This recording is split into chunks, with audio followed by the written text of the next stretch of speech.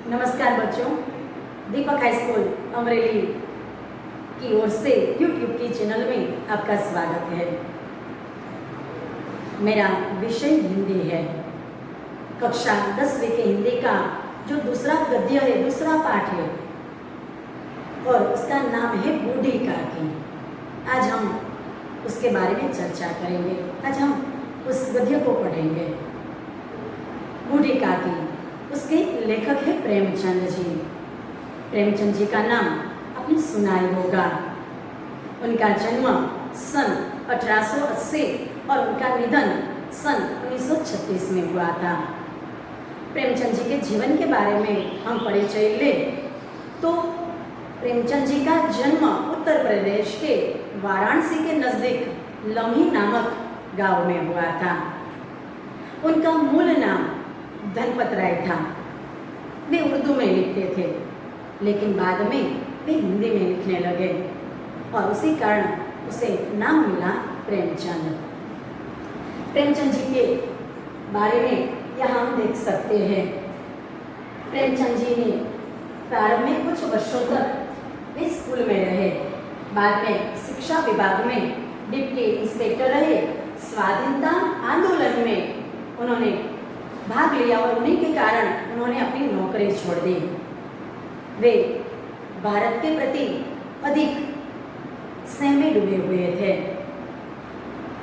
वे धीरे धीरे स्वतंत्र लेखन की ओर मुड़े और वे हिंदी में कई उपन्यास और कहानियां लिखने लगे। हिंदी में उन्होंने 15 उपन्यास लिखे हैं और उसी कारण उसे उपन्यास सम्राट कहा जाता है। हिंदी का उपन्यास सम्राट प्रेमचंद जी को कहा जाता है। उस समय की जो भी परिस्थितियाँ थी उसे लेकर उसने कई उपन्यास लिखे। उपन्यास यानी कि नवल कथा, और उन्होंने कहानियाँ भी ढेर सारे लिखी है। मानसरोवर नामक जो उनका काव्य संग्रह है 8 भाग में वह विभाजित है। मानसरोवर नाम के जो काव्य संग्रह है, काव्य है लेकिन कहानी संग्रह है, और उसमें उसके 8 जो भाग है उसमें 300 से अधिक कहानियां संग्रहित है। तो ऐसे थे हमारे हिंदी उपन्यास सम्राट प्रेमचंद जी। हमारा जो आज का विषय है बूढ़ी काकी, जो 300 से अधिक उन्होंने जो कहानियां लिखी है और उनमें जो उनकी कई ऐसी सुप्रसिद्ध ऐसी कहानियां हैं और उसमें से एक कहानी है बूढ़ी काकी। प्रेमचंद जी ने गबन, गोदान, निर्मला आदि, कर्मभूमि, रंगभूमि, मंगलसूत्र आदि कई ऐसे उपन्यास लिखे हैं। तो दूसरी ओर हम देखें तो कफन, 2 बैलों की कहानी, बूढ़ी काकी, ईदगाह, जो सुप्रसिद्ध ऐसी कहानी है, ऐसी 300 से अधिक उसने कहानियां लिखी है। तो आज जो हम पढ़ने जा रहे हैं बूढ़ी काकी, और उसमें प्रेमचंद जी ने ऐसे दयनीय ऐसे वृद्धों की से जो तो बूढ़ी काकी में प्रेमचंद ने ऐसे दयनीय वृद्धों की अवस्था की ओर हमारा ध्यान खींचा है। जो वृद्धों की हमारे समाज में दयनीय अवस्था है, जो हमारे समाज में बूढ़े व्यक्ति को, बूढ़े लोगों को जो उपेक्षा मिलती है, अनादर मिलता है और वे अपने जीवन के हर क्षण को आनंदपूर्वक उपभोग करना चाहते हैं, परंतु उन वृद्धों की ओर कोई ध्यान नहीं देता, उसका अनादर करता है, उसे नफरत की दृष्टि से देखते हैं। तो हमें बूढ़ों के साथ कैसा व्यवहार करना चाहिए, हमें उसे किस तरह संभालना चाहिए, उसे हमें बच्चों की तरह संभालना चाहिए, उसे मान सम्मान देना चाहिए। और इसी बात को लेकर प्रेमचंद जी ने यहाँ पर यह कहानी लिखी है। तो यह कहानी का मूल संक्षिप्त रूप है। तो बूढ़ी काकी की जो हम उसका पाठ पढ़ने जा रहे हैं, उसका गद्य पढ़ने जा रहे हैं, उसकी हम तस्वीर देखेंगे। यह है बूढ़ी काकी, प्रेमचंद जी की सुप्रसिद्ध ऐसी कहानी बूढ़ी काकी। यह बूढ़ी काकी है और बूढ़ी काकी पाठ हम शुरू करें उससे पहले पात्र परिचय लें। बूढ़ी काकी में मुख्य पात्र है बूढ़ी काकी। उसके अलावा बुद्धिराम का भतीजा है बुद्धिराम, एक ही, उसके परिवार में कोई नहीं था, उसका एकमात्र आधार था उसका भतीजा और उनका नाम था बुद्धिराम। बुद्धिराम की पत्नी का नाम था रूपा। यहाँ पर हम तस्वीर देख सकते हैं, यह बुद्धिराम है और यह उनकी पत्नी रूपा है। जब बुद्धिराम को बूढ़ी काकी की जो संपत्ति लेनी थी तब उसने लंबे चौड़े वादे किए, परंतु जब संपत्ति अपने हाथ में आ गई तो बूढ़ी काकी की ओर उसने ध्यान नहीं दिया। तो बुद्धिराम, उसकी पत्नी रूपा, उसकी जो बेटी थी, बुद्धिराम और रूपा की जो बेटी थी उसका नाम लाडली, उनके 2 पुत्र थे। तो मुख्य पात्र जो हमारा है, यहाँ पे मुख्य जो पात्र है हमारे, बूढ़ी काकी, बुद्धिराम, रूपा और लाडली। तो बूढ़ी काकी की जो दयनीय अवस्था है उनका वर्णन हमारे इस गद्य में दिया गया है। तो हम अपना गद्य, हमारा पाठ हम शुरू करने जा रहे हैं। यहाँ पे हमारे गद्य की तस्वीर दी गई, हमारे पाठ के एक पृष्ठ की तस्वीर दी गई है। तो आज शुरू करते हैं हमारा पाठ। हमें किस प्रकार बूढ़ों को हमें संभालना चाहिए, उनकी ओर उपेक्षा नहीं करनी चाहिए, इसके बारे में यहाँ पर वर्णन दिया गया है। तो शुरुआत करते हैं हम। बुढ़ापा बहुधा बचपन का पुनरागमन हुआ करता है। लेखक प्रेमचंद जी ने बहुत ही अच्छी शुरुआत की है। बुढ़ापा, बुढ़ापा मतलब वृद्धावस्था। बुढ़ापा, तो बुढ़ा मूल शब्द है, पा प्रत्यय है, शब्द के जो पीछे लगता है उसे प्रत्यय कहते हैं। तो बुढ़ा मूल शब्द, पा प्रत्यय और मूल शब्द भाववाचक जो संज्ञा है वो हुआ बुढ़ापा। तो बुढ़ापा मतलब वृद्ध अवस्था, वृद्धावस्था, वृद्धवत्ता अवस्था। बुढ़ापा बचपन का पुनरागमन हुआ करता है। तो बचपन का पुनरागमन, पुनरागमन मतलब फिर से आगमन, पुनः आगमन, संधि विच्छेद होगा, पुनः विसर्ग, पुनः वत्ता आगमन। तो जो बुढ़ापा होता है, वृद्धावस्था होती है, वह बचपन का पुनरागमन हुआ करता है, यानी कि फिर से बचपन आ जाता है। जैसे जैसे वृद्धावस्था आती है वैसे वैसे जो वृद्ध व्यक्ति होते हैं वो बच्चे होते जाते हैं। और इसीलिए कहा गया है कि बुढ़ापा बहुधा बचपन का पुनरागमन हुआ करता है। तो यह हमारी जो पंक्ति है वो परीक्षा में भी बहुत पूछी जाती है, तो इसीलिए हमें इसके बारे में तैयार करना है। बूढ़ी काकी में जीभ के स्वाद के सिवा और न कोई चेष्टा थी और न अपने कष्टों की ओर आकर्षित करने का रोने के अतिरिक्त कोई दूसरा सहारा।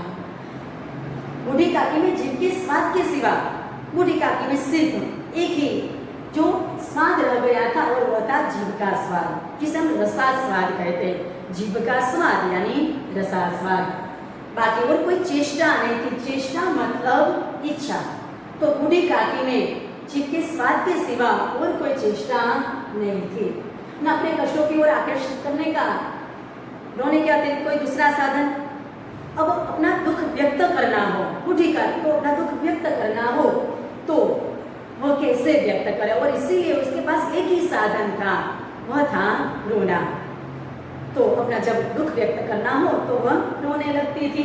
समस्त इंद्रियां हाथ और पैर जवाब दे चुके थे, सभी इंद्रियां हाथ पैर सभी जवाब दे चुके थे, मतलब वह मंद हो गए थे।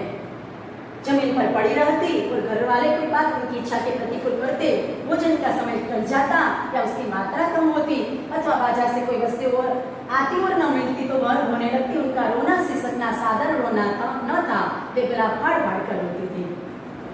बूढ़ी काकी पूरा दिन अपने कमरे में, एक कमरा उसे दिया गया था, उसमें वो पड़ी रहती थी।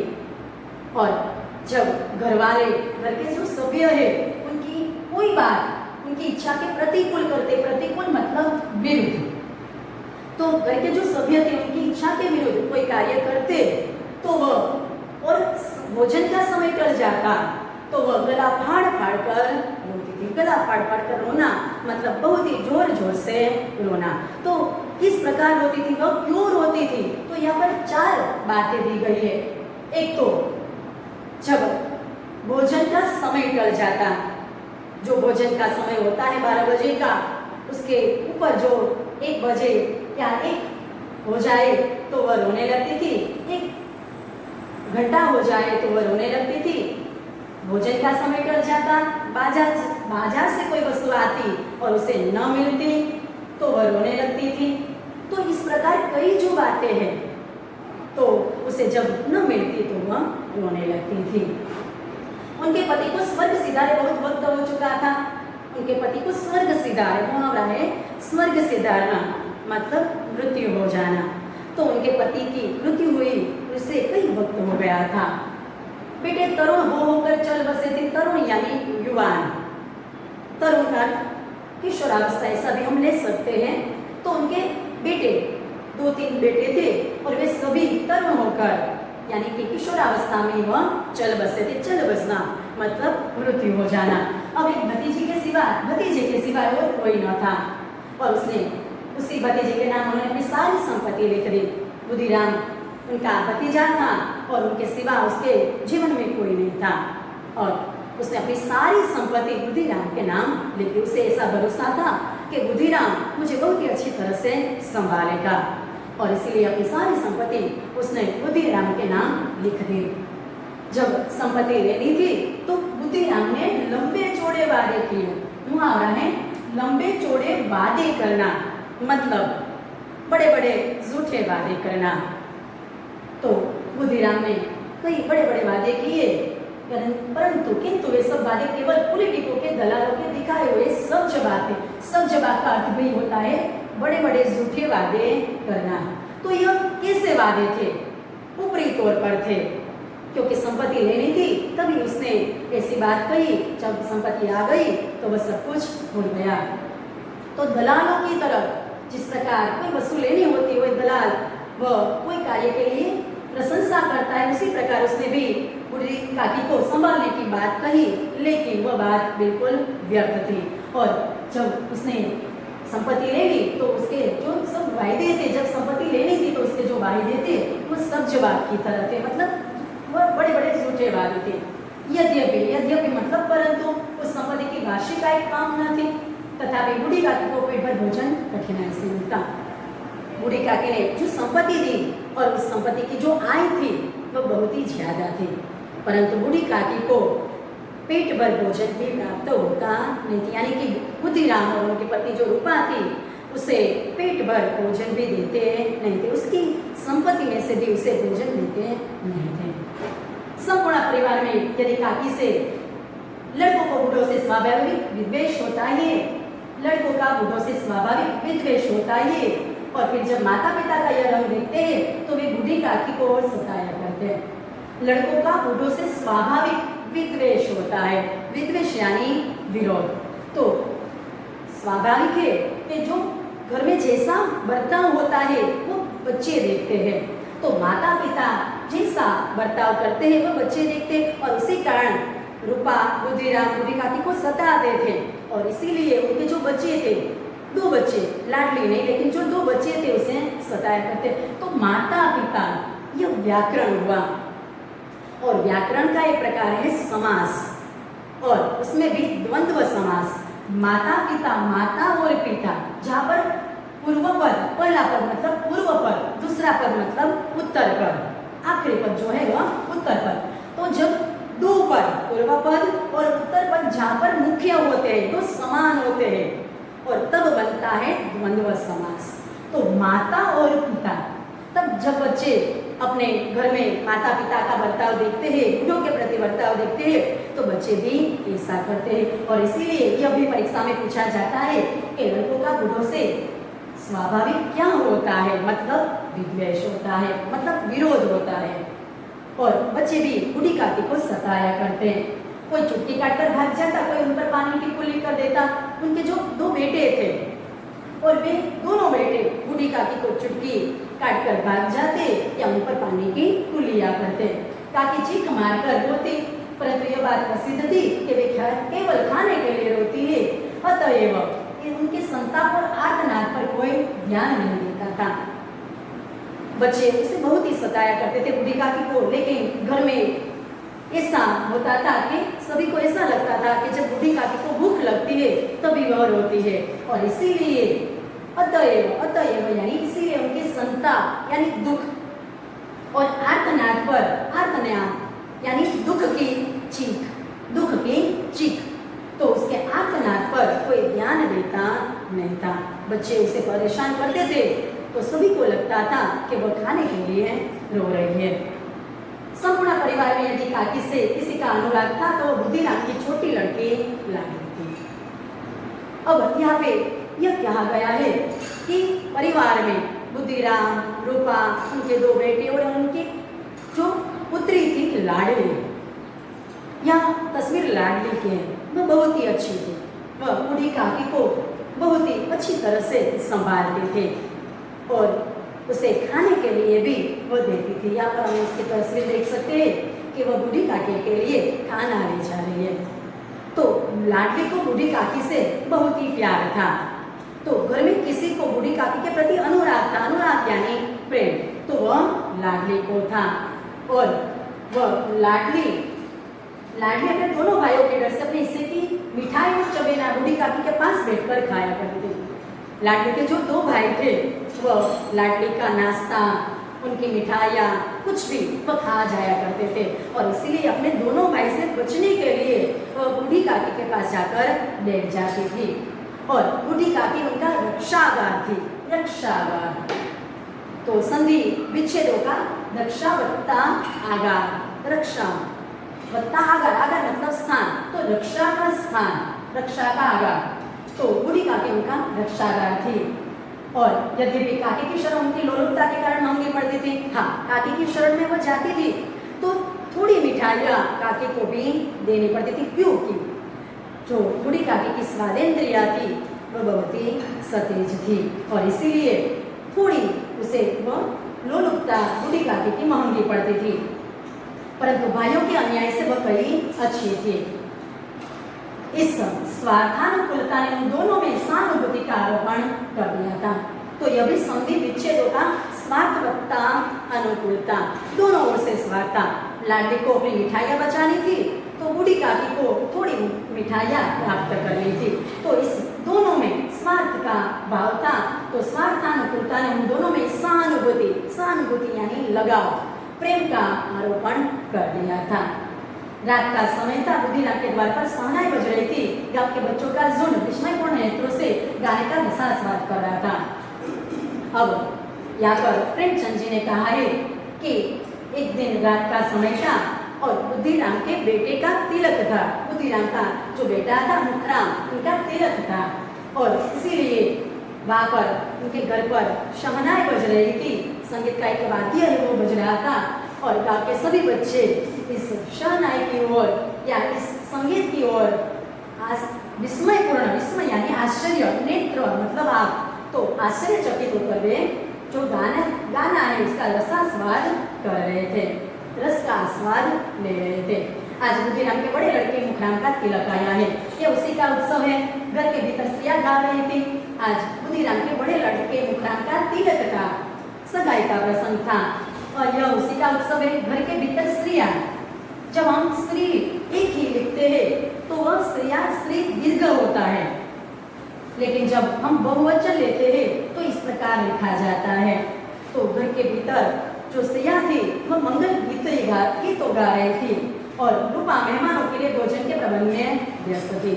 जो बुद्धिराम की पत्नी रूपा थी वह मेहमानों के लिए वह भोजन बनाने के प्रबंध यानी व्यवस्था में व्यस्त थी। व्यस्त यानी मशगूल थी। तो रूपा मेहमानों के भोजन के प्रबंध में व्यवस्था में व्यस्त थी। भट्टियों पर कड़ा चढ़े थे। भट्टियों पर कड़ा मतलब पूड़ी कचौड़ी जो तलने का पात्र होता है, पूड़ी कचौड़ी जो तलने का पात्र होता है वह उसे कड़ा कहते हैं। तो जो भट्टिया है उस पर कड़ा चढ़े थे। एक में पूड़ियाँ कचौड़ियाँ निकल रही थी। पूड़ियाँ कचौड़ी, यह जो शब्द है दो शब्द है, यह भी द्वंद्व समास हुआ। पूड़ी और कचौड़ी द्वंद्व समास, जहाँ पर पूर्व पद और उत्तर पद दोनों मुख्य है। तो एक कड़ा में पूड़ियाँ तो एक कड़ा में कचौड़ियाँ निकल रही थी। एक बड़े पतीले में मसाला मसालेदार सब्जी पक रही थी। एक बड़ा जो पतीला था उसमें मसालेदार सब्जी पक रही थी। सब्जी यानी साग। घी और मसालों की सुगंध चारों ओर फैली हुई थी और घी और मसालों की सुगंध है वो चारों ओर फैली हुई थी। घर में जो प्रसंग था और इसीलिए अच्छा अच्छा खाना पक रहा था और इसीलिए घी और मसालों की सुगंध बहुत ही आ रही थी। बूढ़ी काकी अपनी कोठरी में बैठी हुई थी। यह सुगंध उन्हें बेचैन कर रही थी। वह मन ही मन सोच रही थी कि इतनी देर हो गई, कोई भोजन लेकर नहीं आया। अब हमने देखा कि बूढ़ी काकी की सभी इंद्रियां मंद हो गई थी, लेकिन जो रसास्वाद की इंद्रियां थी, जो एक इंद्रिय थी रसास्वाद की, वह बहुत ही सतेज थी और इसीलिए उसे सुगंध आ रही थी और वह उन्हें सुगंध बेचैन कर रही थी।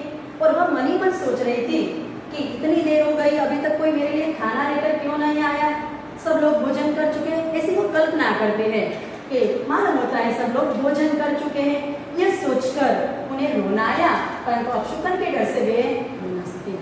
उसे भूख लगी थी, इसीलिए उसे रोना आया कि अभी तक भोजन नहीं आया, परंतु घर में शुभ प्रसंग है, मंगल प्रसंग है और इसीलिए रोना नहीं चाहिए, यह बात उन्हें पता थी और इसीलिए अपशकुन के डर से वे रो न सके। बूढ़ी काकी की कल्पना में बूढ़ियों की तस्वीर नाचने लगे। तो यहाँ पर हम चित्र देख सकते हैं। यह बूढ़ी काकी कल्पना कर रही है बूढ़ियों की कि पुड़िया कैसी होगी, लाल लाल फूली फूली ऐसी पुड़िया होगी। तो बूढ़ी काकी यह कल्पना कर रही है पुड़ियों की, क्योंकि उनकी जो रसास्वाद की जो इंद्रिया थी वो बहुत ही सतेज थी। तो अपने कमरे में बैठी हुई है और पुड़ियों की वह कल्पना कर रही है। तो बूढ़ी काकी की कल्पना में पुड़ियों की तस्वीर नाचने लगी, पुड़ियों की तस्वीर आने लगी उनकी कल्पना में, खूब लाल लाल फूली फूली नरम नरम होगी। अब हमें प्रश्न पूछा जाता है कि बूढ़ी काकी की कल्पना में पुड़ियों की कैसी तस्वीरें नाचने लगी, तो यह उनका उत्तर आएगा खूब लाल लाल फूली फूली और नरम नरम। कचौड़ियों में अजवाइन और इलायची की महक आ रही होगी। मैं सोच रही है कि कचौड़ियों में अजवाइन और इलायची डाली होगी। एक पुड़ी मिलती तो जरा हाथ में लेकर देखती, एक पुड़ी मुझे मिल जाती तो मैं हाथ में लेकर देखती कि वो कैसी बनी है। तो न चलकर कड़ा के सामने ही बैठूं, इस प्रकार निर्णय करके बूढ़ी काकी उड़ो बैठकर हाथों के बल सरकती हुई बड़ी कठिनाई से चौखट से उतरी और धीरे धीरे देखती हुई कड़ा के पास आ बैठी। और इस प्रकार का निर्णय करके बूढ़ी काकी उकड़ू बैठना मतलब पैरों को सिकोड़ लेना, अपने पैरों को सिकोड़ लेना और अपने पैरों को सिकुड़ कर हाथों के बल, हाथों के द्वारा वो रेंगती हुई सरकती हुई चौखट से उतरे। चौखट अपने जो कमरे का जो चौखट है वहां से जो लकड़े का होता है वहां से वो उतरी, रेंगती हुई अपने आप को सरकती हुई वो कड़ा जहाँ पर पुड़िया और कचौड़ियाँ तली जाती है वह पर आ बैठी। यहाँ आने पर उन्हें उतना ही देर होगा जितना भूखे कुत्ते को खाने वाले के समूह बैठने में होता है। या प्रेमचंद जी ने यह उपमा दी है कि जो पुड़िया और कचौड़ियाँ बन रही थी और वहाँ पर बैठकर वहाँ आकर उसे ऐसा संतोष हुआ जिस प्रकार भूखे कुत्ते को खाने वाले के सम्मुख आकर सम्मुख मतलब सामने, सम्मुख यानी सामने, और इनका जो विरुद्धार्थी है वह विरुद्धार्थी होता है विमुख। तो सम्मुख बैठने में होता है। जिस प्रकार भूखे कुत्ते को जो खाते लोग हैं उनके सामने बैठकर जो संतोष होता है, उसी प्रकार यहाँ पर आकर बूढ़ी काकी को संतोष हुआ।